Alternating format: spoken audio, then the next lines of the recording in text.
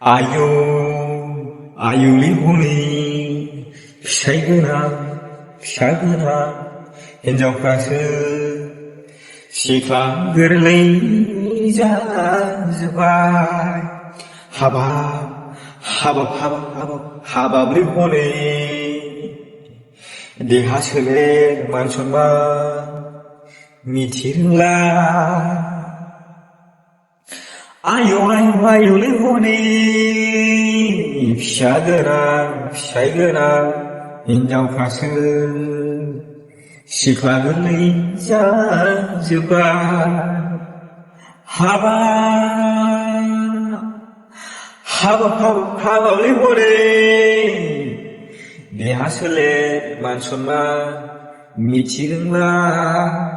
लोगोफोर आसा खालामबाय शेयार खालामना होगोनखौहाय। गोजोनथोंसै।